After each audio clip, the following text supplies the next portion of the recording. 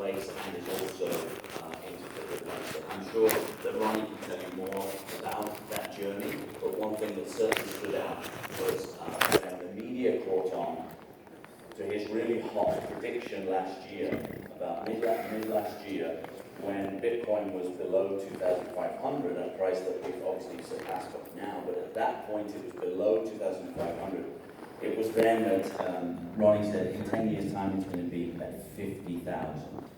So the media started to take notice of Ronnie, and now we have the opportunity to hear direct from him his words of wisdom. Thank you.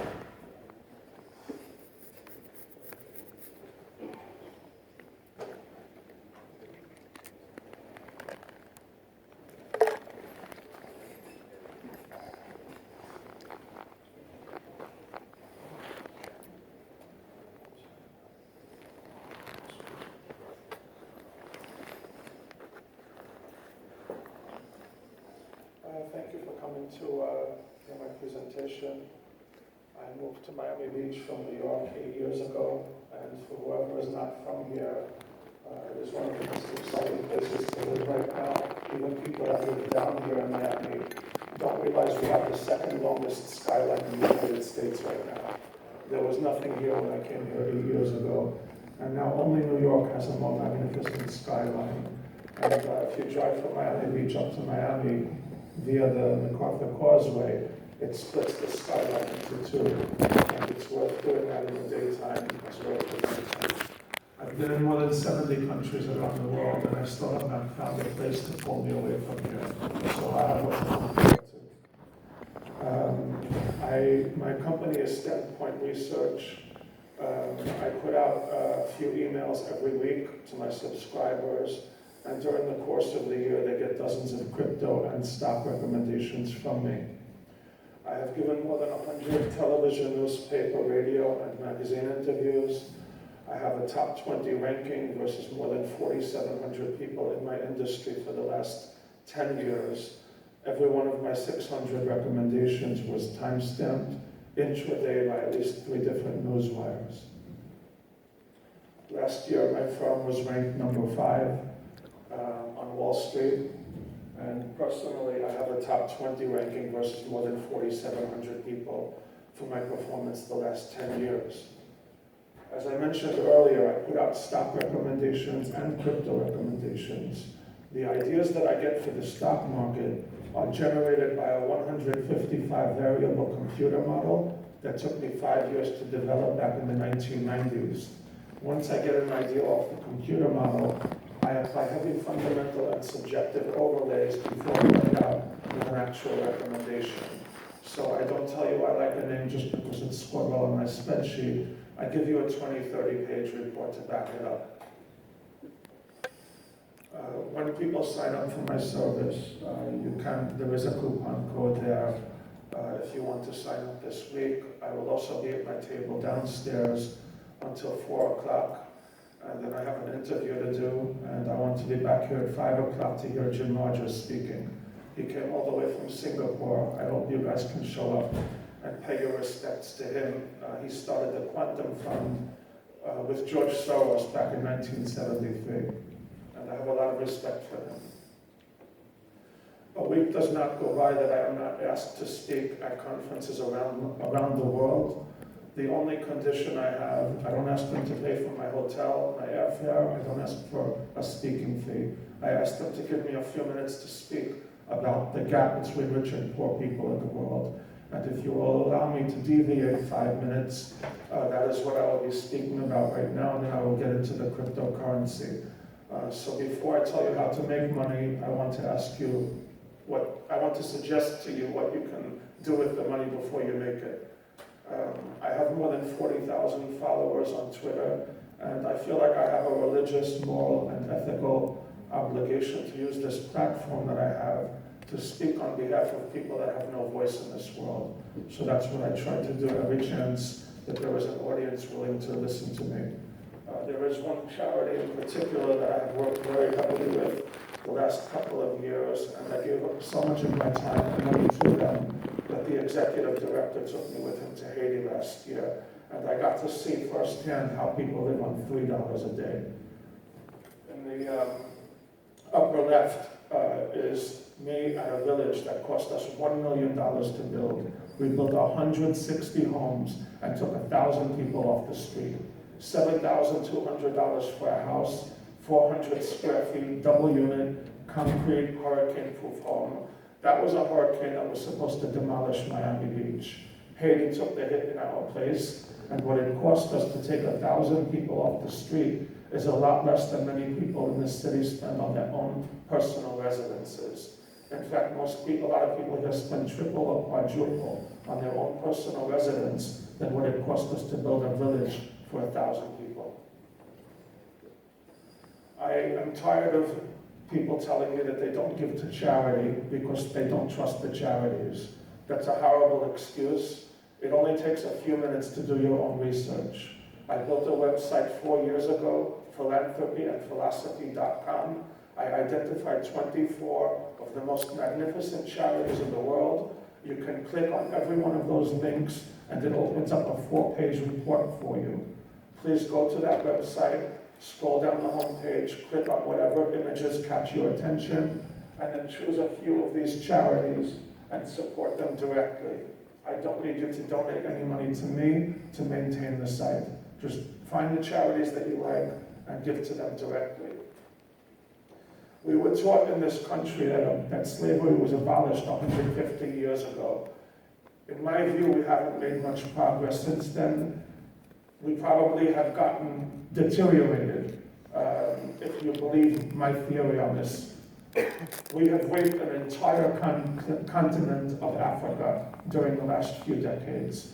Publicly traded companies of the United States and other continents outside of Africa have stripped the coffee, gold, aluminum, oil, diamonds, copper, platinum, tea, and uranium out of the ground.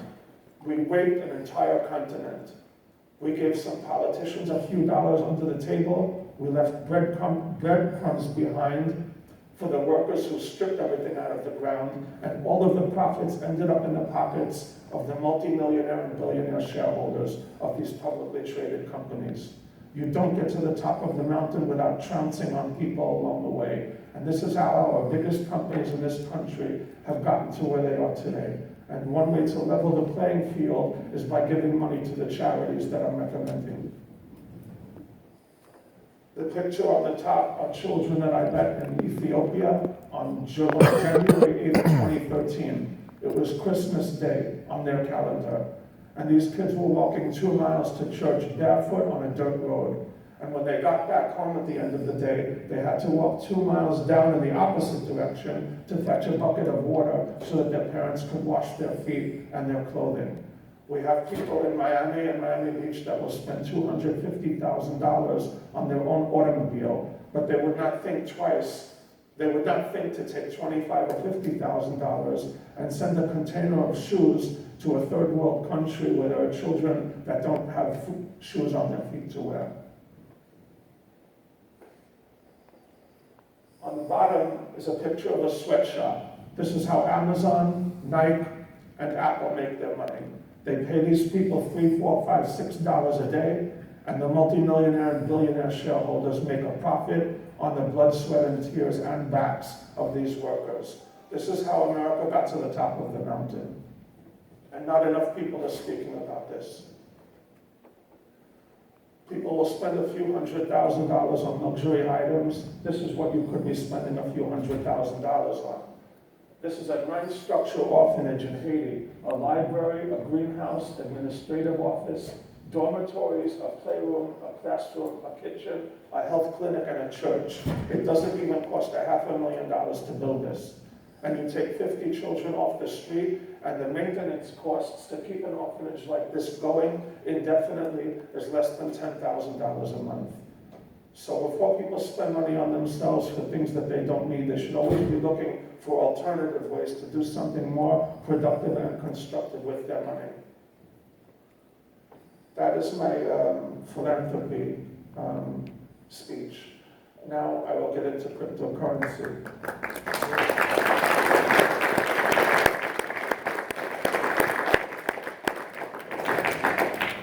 Thank you. I actually was the headline speaker at the convention center on Tuesday, and there were 1,500 people in the crowd, and no one applauded after I said what I just said. But thank you.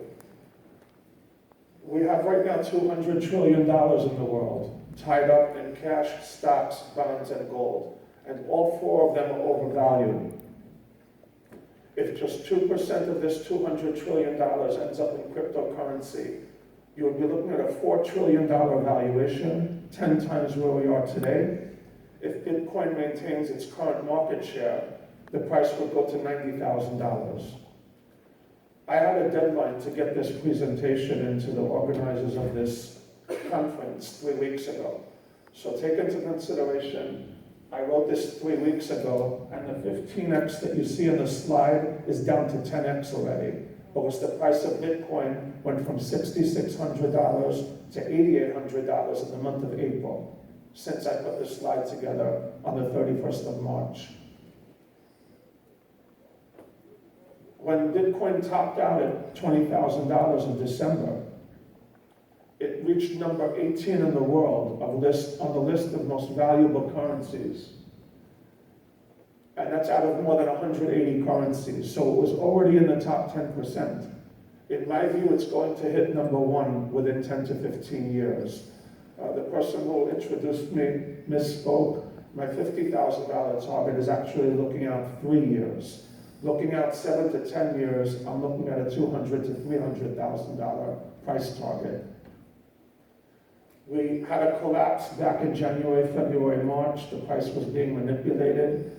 So Bitcoin is not in the top 20, but it will go back there probably in the next 6 to 12 months. A lot of people ask me how can I compare Bitcoin to gold? And the answer is very simple. I don't know how much gold there is in the ground. How can you value something if you don't know what the supply is? What I like about Bitcoin is that in a few years, you're going to have a situation where there are 100 million people in the world fighting over a few million Bitcoin that are available, and that is what will drive the price deep into the 6 figures. There are no slam dunks here. I would say there's a 70% chance that Bitcoin goes where I think it's going to go, and that is a shot worth taking. In life, you miss every shot that you don't take. This is a shot that's worth taking. I think it would be a lot more painful to sit on the sidelines and watch this go to $100,000 than it would be to risk a few months of your salary and lose the bet. You're risking a few months of your salary, and if the bulls are right on this, you shave a few years off of your retirement age. This is the chart for Amazon the last 15 years.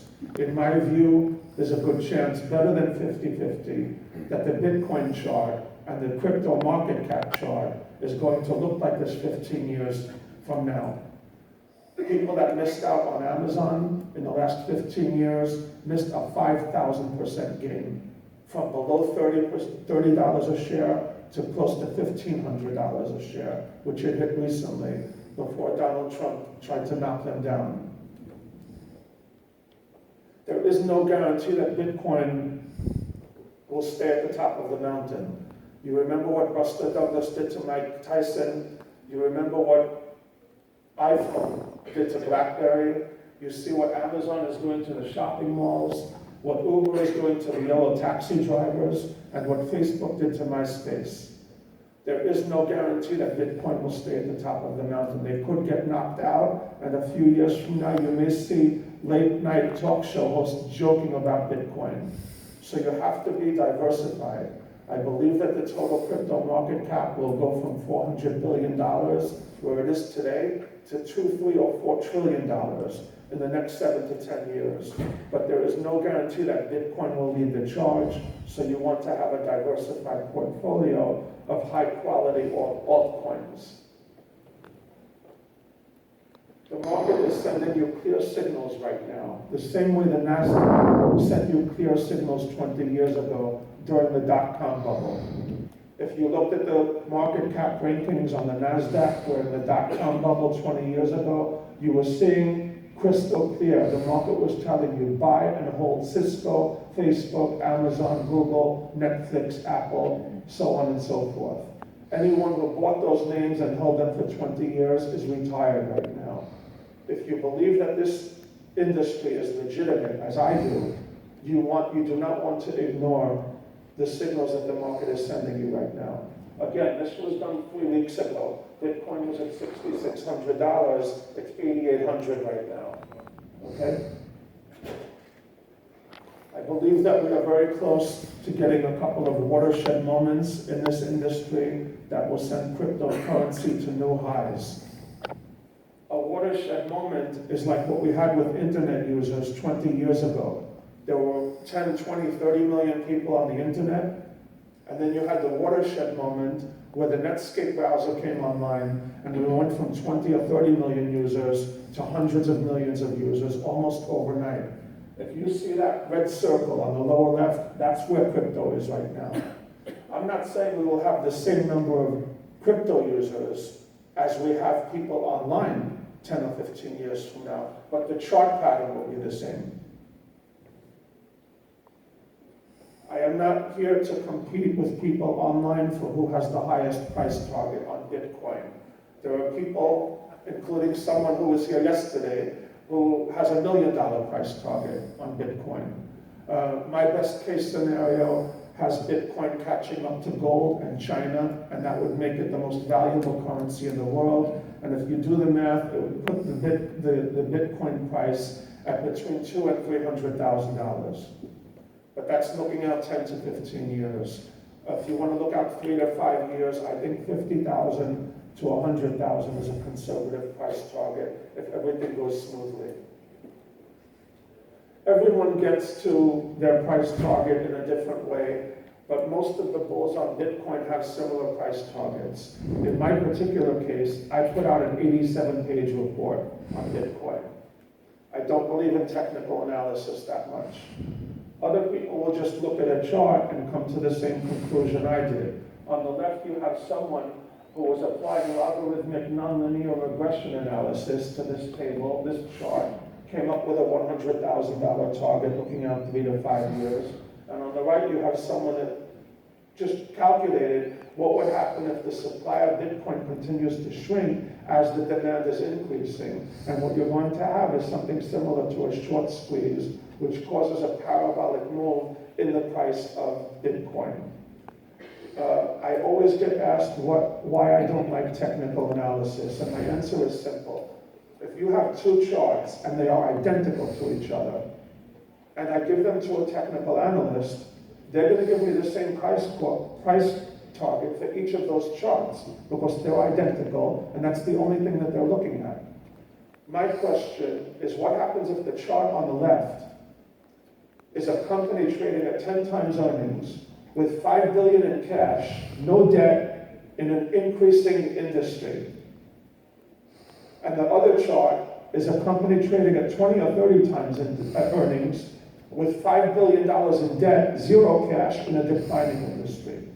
How can you tell me that you have the same price forecast for each of these names? And they have no answer for me.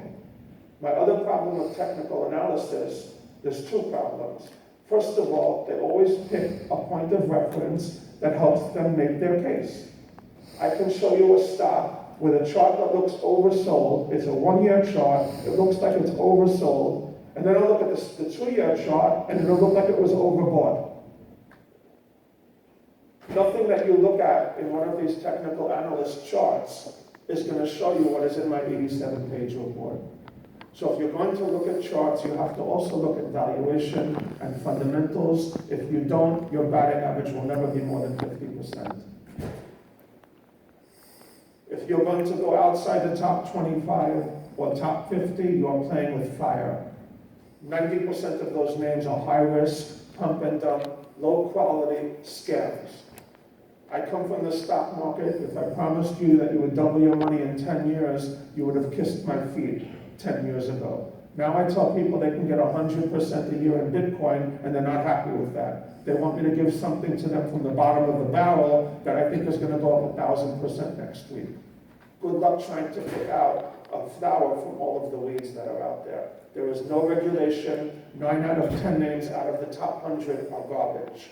You might hit a home run, but you're going to get wiped out on every other name that you put your money in. You're going to get wiped out on every other name that you put your money into.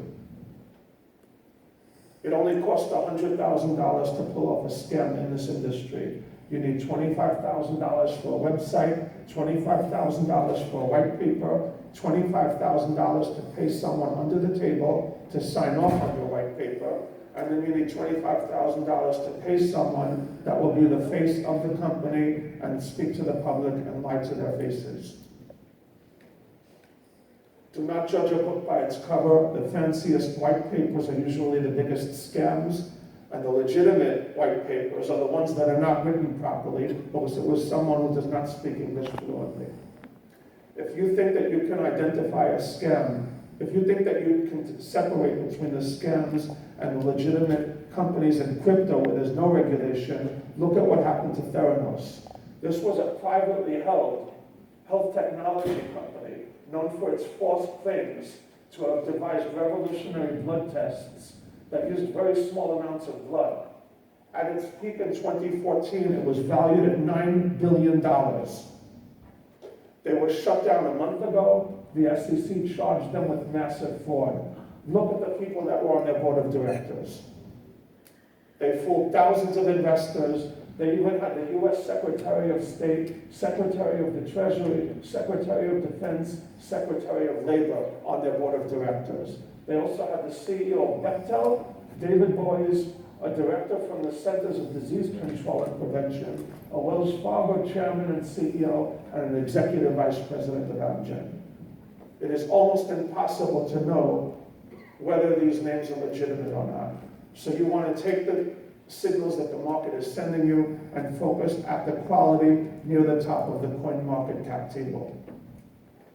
And even those top 20 names will not be around a few years from now. Anyone that is in this industry will tell you that if you have a basket of the top 20 names right now, 5, 10, maybe 15 of them will not be there 3 years from now. When you go into cryptocurrency, you have the same dilemma that biotech investors have. Do you go in at phase 1? Do you go in at phase 2? Do you go in at phase 3? Or do you go in after there's an approval, the drugs are on the shelf, and there are no side effects being reported? Anyone that goes to my standpointresearch.com website would see a sample report on 3 biotech companies that I wrote a report on last year. It was a 45-page report. 2 of these 3 companies were already taken over. When I wrote the report, none of them were profitable. So you have to decide, do you want to go into a situation where there is risk and uncertainty and deaths on trials possibly being announced in the next few weeks or the next few months? You go in phase 1, you have 500 or 1,000% upside, but you can also get wiped out if the drug doesn't pass the smell test. If you wait until the drugs are already on the shelf, there's no more risk involved, but you don't have any upside either. And that is what you have to decide when you go into crypto today. Bitcoin is at $8,800. There is still some uncertainty and risk and obstacles in front of us. But you have 500 or 1,000% upside. If you wait until the coast is clear, it's going to cost you $25,000 to $50,000 to get a ticket into this game. The price of Bitcoin was being manipulated in January, February, and March. And anybody that I have 40,000 people following me on Twitter right now. And the people following me on Twitter know that I was posting screenshots for my purchases when we broke below $9,000, $8,000, and $7,000. I wrote this when Bitcoin was at $6,600. The price was being manipulated. I've already made my money back. I've already turned a profit on the batches I bought at $7,000, $8,000, and the batch I bought at $9,000 I'm almost even on. Why and how is the price being manipulated? You have people that are worth billions of dollars that want to accumulate $200 or $300 million worth of Bitcoin because they know where this is going. But they don't want to pay $15,000 or $20,000 for a Bitcoin. So they dump $20, $30, $40 million on the market. It creates selling pressure. The technical analysts then come in and put their sell signals out on Twitter. That creates a panic and a capitulation. When the market capitulates, as it did in March, The people who dumped that 20, 30, $40 million on the market quietly come back in and buy 5 to 10 times what they dumped for pennies on the dollar. And that is how they gain control of this market. And you have to know how to maintain your composure when that's happening. And instead of letting them shake you out of your position, you have to buy when it's dropping. You need nerves of steel to do that. But I learned this from 20 years in the stock market, and it applies to cryptocurrency today. Not everyone has deep pockets, I understand that. Some people jumped in with both feet at 20,000, and now they have no money to average down with. But if you believe in this, it's a buy and hold, and you're supposed to add to your position when it goes on sale. The last slide that I have is regarding the risks and concerns that we have in this industry. The head of the IMF, Christine Lagarde, recently said that there are dominoes in our way, but all of those dominoes are going to get knocked down eventually. It's just a matter of how long it takes for us to knock those dominoes down. It's a new industry in its infancy. We're at the beginning of a very long game, and as I said earlier, it will be a lot more painful to watch this go up from the sidelines than it would be to take a shot right now. Okay, you're not getting in at the bottom at 8,800. It's up 1,000% versus where it was a year ago or 18 months ago, but you're not getting in at the top either. The top was 20,000.